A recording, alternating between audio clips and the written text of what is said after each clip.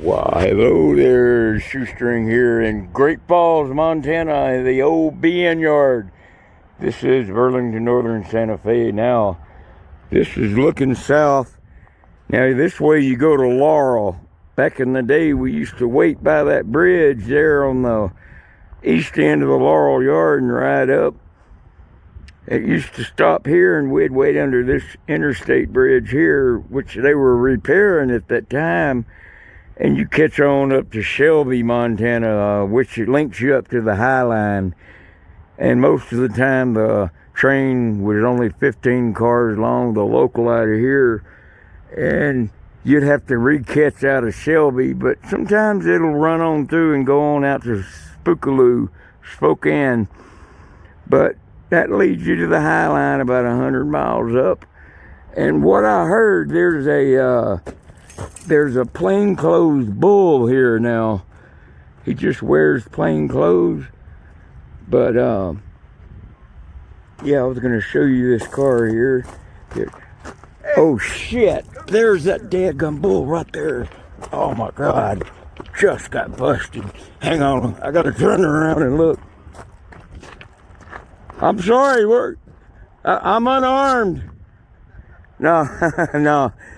That's Gonagain. I was telling you about his channel. Rick from Gonagain. He let me sleep in the basement, and I got 14 hours of sleep down there. I ain't had 14 hours of sleep since high school. God, we thought you were dead. Oh man. Plus I wasn't in as much pain last night either. That's another thing. I don't get much sleep. But yeah, I can't believe how old that looks, that interstate bridge. They were rebuilding that last time I was here. I don't even remember that road under there, because when I was here, it just went straight down. This was back in the early 90s and mid-90s when I came through this way. It was still Burlington Northern when I first come through here. And that clump of trees was always there. But yeah, you couldn't even drive. And one of my buddies was flying a sign. There's a road that goes on off into a housing project over there, and there was a guy in a water truck that gave him a joint and a beer. Yeah, some guy I was riding with. Oh man, you scored. But the yard still looks active. All the tracks are shiny. Hey, there I am tomorrow. Yeah, there ain't no rails that go to Alaska. Not one rail. There never will be a rail to Alaska. So you have to fly if you want to go up to Alaska, or take the Marine Highway. That ferry costs 10 times as much as it is to fly, and it takes 9 days to get up there. So unless you just want to be on the ocean for 10 days, then it's almost $1,000 versus $260 from Great Falls to Anchorage. And I'm going to try to get up to Barrow this time. We'll see. We'll just take it day by day in Alaska. I missed last summer. I didn't get to see Connor, so everything's going to be overgrown when I get up there. Anyway, I was just looking at this car. This is going to be a southbound cut. Or, I'm sorry, northbound. I don't know why I said that. See the angle cock? It's turned that way he can back the engines in and tie the air hose up to the engine and immediately push air and start releasing the brakes. Now, on the other end of this string of cars, on the very last car on the end, this air valve will be turned like this. That way he can have braking ability when he pulls that string of cars out to hook them up over on the main line. So this will be a northbound cut. Just don't know when. Look how smoky it is. All the forest fires. I'll zoom in where you can see the smoke a little better. You can sure smell it. I didn't really scout around Great Falls much. I went down to the river on the other end of the yard and took many a bath. You talk about that water got to the ocean, left a ring around the dang ocean. Now it was so dirty. But took lots of baths in that river. Oh, my back. I don't know what I did. I think I slept so long. Now you can see that string of cars a lot better. With my arm and fingers being so bad, I doubt I can get in a gondola. I might could get in that short gondola easy. Let's see if we can get up there and see what's inside of it. Yeah, let me zoom back in since it's bouncing so much. Nope, I ain't gonna be able to get up there. Maybe. Give me a minute. Yeah.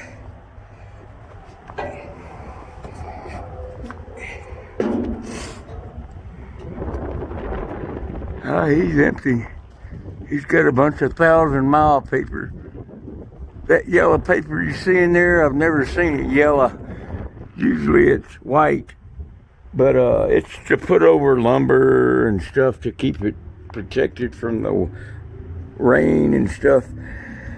And we use it for tarps, or you can use it for a tarp, and it lasts about 1,000 miles of riding. That's why we call it the 1,000-mile paper.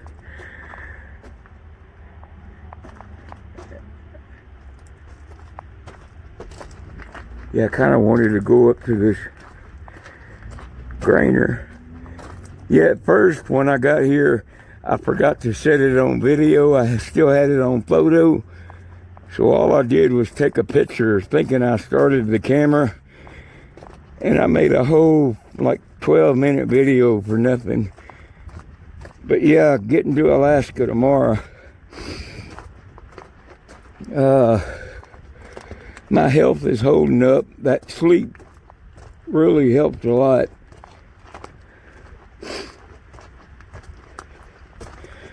Alright, trying to get up to this grainer. Yeah, look at the smoke. Yeah, look at the crush.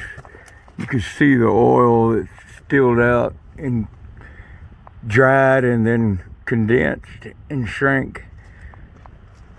There's also a paint railroads use on cars. They paint their cars with that shrinking paint because it leaves cracks like that, and it gives it good grip, like for walking on those cars on the edges. Yeah, I can really smell that smoke. All right, we're coming up on that grainer. Yeah, this will be going north.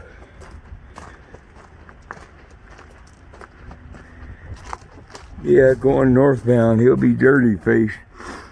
See, they put this phosphine gas in here. Anytime it hauls real grain, like wheat or corn or barley or hops, they'll put this phosphine gas inside the food. That way it kills any rats or rodents or bugs and parasites that get in it. So that's what your food rides in on the railroad, phosphine gas. Phosgene gas and is different than phosphine. It's both out of a phosphorus compound. As you know, phosphorus is real flammable, but they make it where it's not flammable. Well, here's the end piece. They ain't quite put this car together yet, or this string of cars. They're still building it up. Perfect grainer here.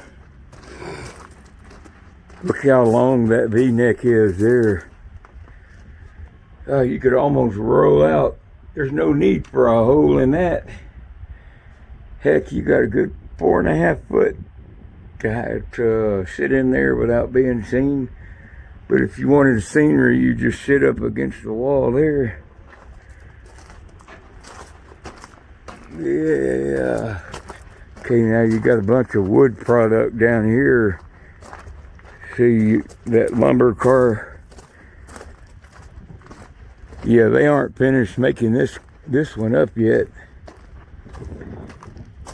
So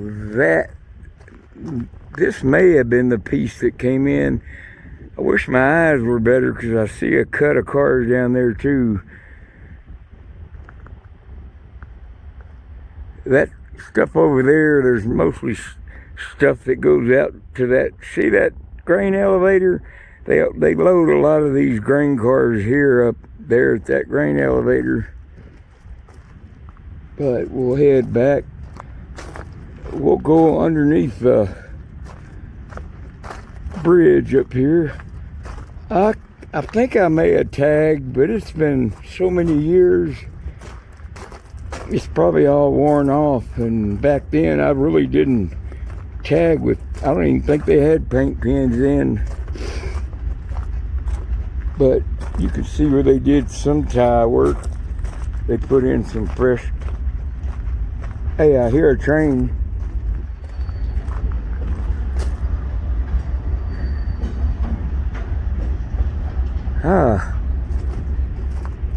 Okay, that may be the one, that southbound coming in.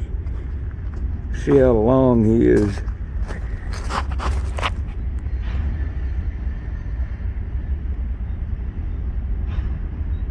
It's a local. He wasn't but about 40 cars long, if that.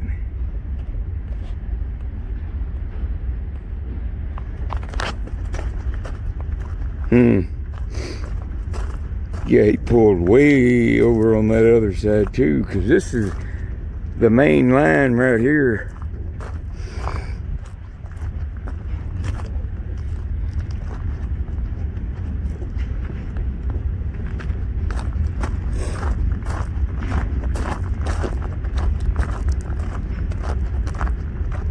Let's see.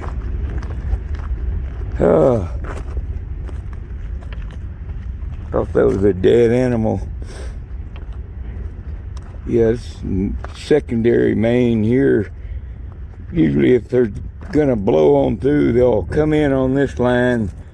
That way they don't block the main, and they'll shuck off their cars they're gonna drop here and then pick up the line of cars they're gonna go on to Laurel with, or vice versa, going on to Shelby with. But we're a little bit further than halfway point between Laurel and Shelby. We're about 60% of the way to Shelby going north. And coming up on this bridge, I might just stop the camera. I'm running out of things to talk about, and then restart it when I get underneath the bridge. Yeah, to get to Great Falls from Tennessee, there's several ways you can go. But the way I go is I'll go to Kansas City from St. Louis, and then from Kansas City I ride north on into Omaha, and then from Omaha I'll go into Lincoln.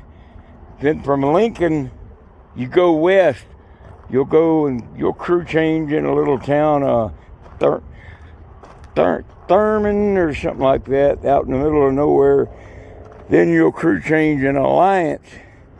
Then from Alliance, you go up through Sheridan, Wyoming, and Gillette.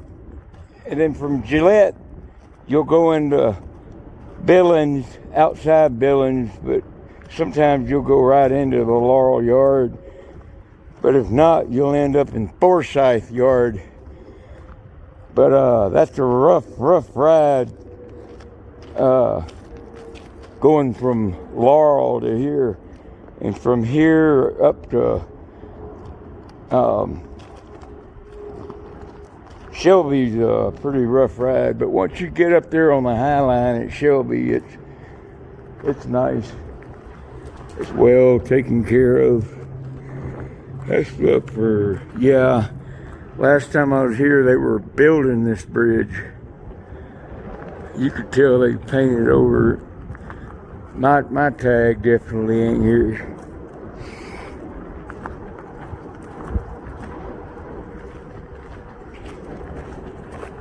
Try to stay out of the sun as much as possible.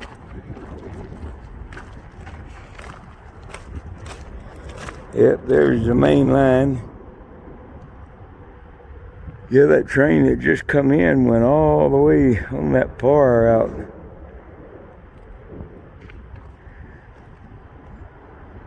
And there looks like there's quite a bit through. You know, it's been 20 years, 25 years, so they may actually run 2 or 3 a day through here now. May even be cameras. But let's see if we see any tags up here or any camps. I don't see any footprints, any disturbed dirt.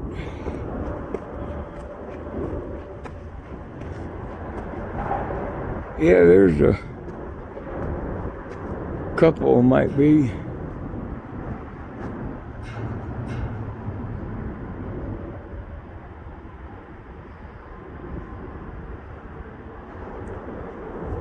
Yeah, I never really liked camps like this because the cops could roll up way too easy.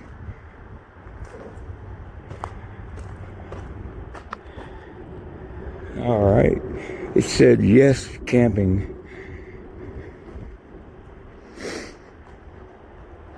See if we see anyone we know.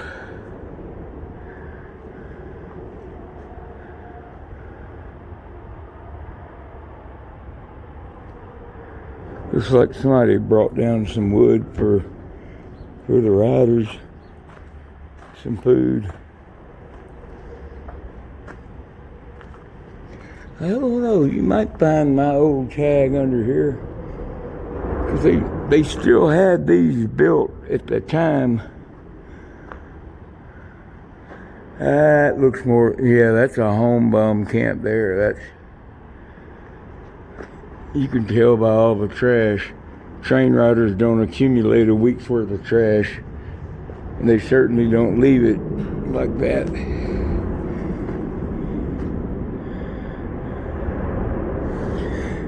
Yeah, I got myself a new pair of Red Wings. And they're the slip-on ones too. That way I don't have to spend an hour tying and untying my boots. They're breaking in pretty good.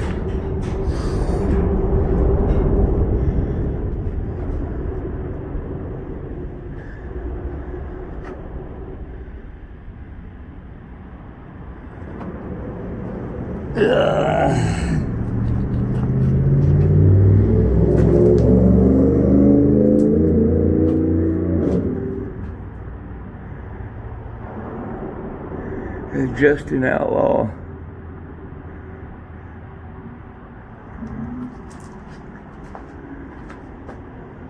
What's that say? Goddamn please, voices in my head. They won't give up. They want me dead. Out of all these things in this world, why these effing voices in my head? Oh, okay. I could hardly make that out. My eyes being so bad, I did pretty good.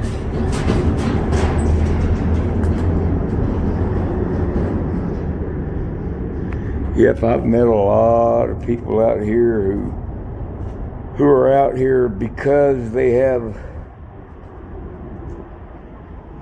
mental problems. That's why they're out here. They can't deal with society in any other way. The only thing they can deal with is being out here alone. But most of them don't ride trains. They just live out under the bridges. No one bothers them. And the voices they get in their head, they can deal with them alone. And when you meet them, when you run into them in the camps, you usually never have problems with them. We never have anyway. Oh, look at that shoe with the toes in it. Beware of the down at White Bear Pass Self. No big deal. The end is near. Yep. Right about that.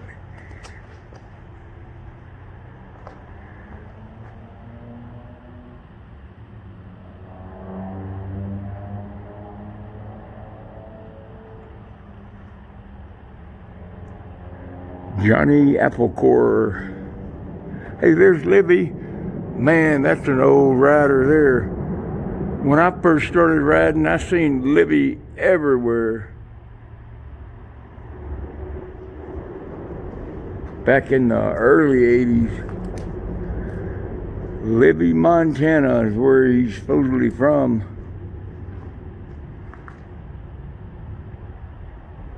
I figured that'd been worn off, but that said October of 2010, so he must be in his 80s, or not 80s, 60s or 70s by now.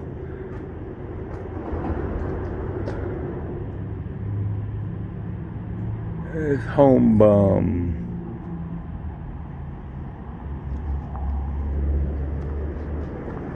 Yeah,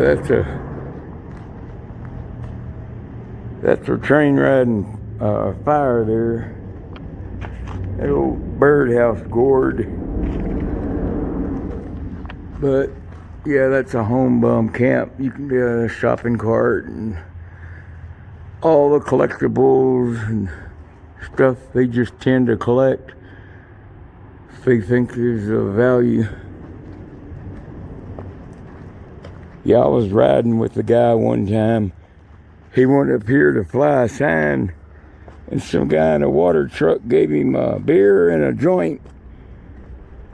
He was like running back to camp. He was like, "Shoestring, look what this guy in a water truck gave me." I guess he was watering the dirt roads to keep the dust down. He opens that bag up, and there's a big old doobie in that bag and a Rainier beer. We split the beer and split that joint. Well, nobody split a joint, but we just smoked that joint together. That's back in the day when you didn't have any of them, that fentanyl or spice or anything like that. Now, when I camped, this is kind of the type camps I went to. I always preferred to be out in the grass and under the trees and wait on the train, because I can't stand that noise. You heard how loud it was under that bridge?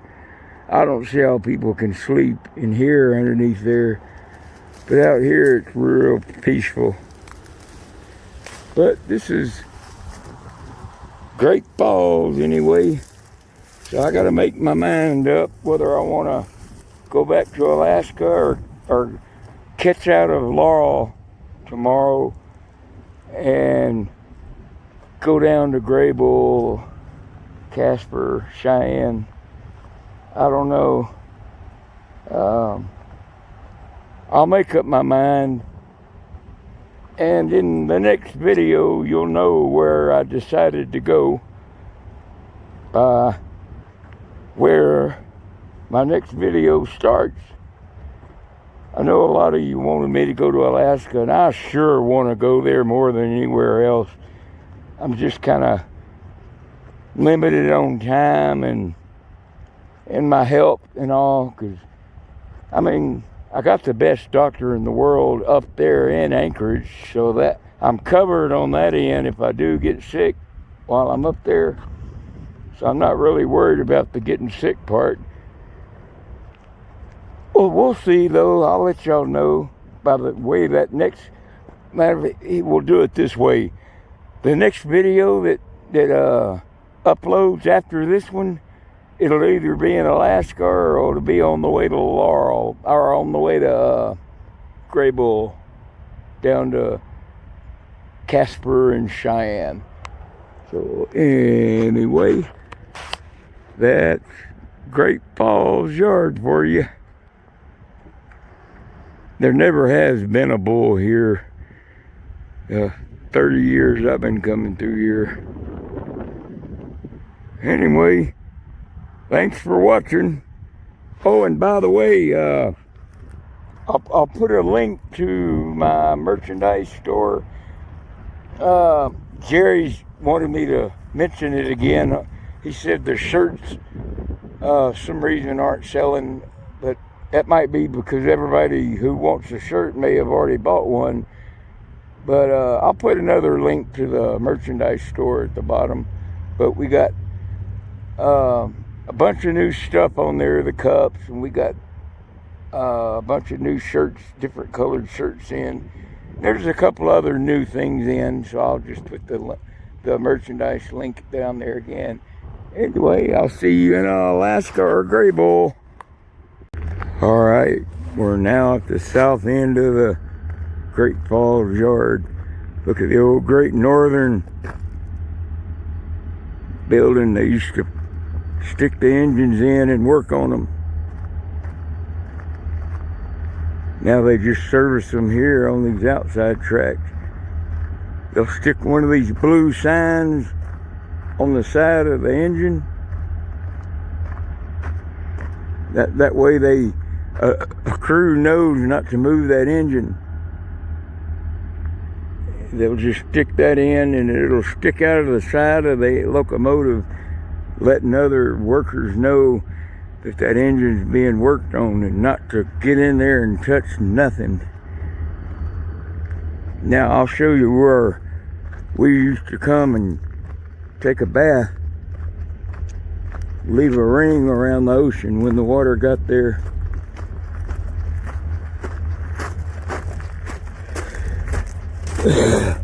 Boy, I really like these boots. Now this is going south towards Laurel. I see they got a bike path nowadays. Got it fenced in now too.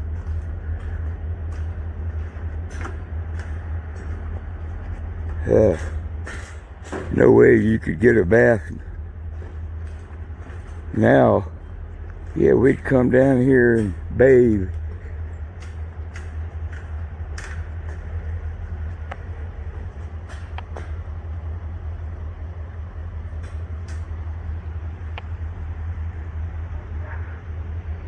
But anyway, heading south to Laurel, this is where we'd catch.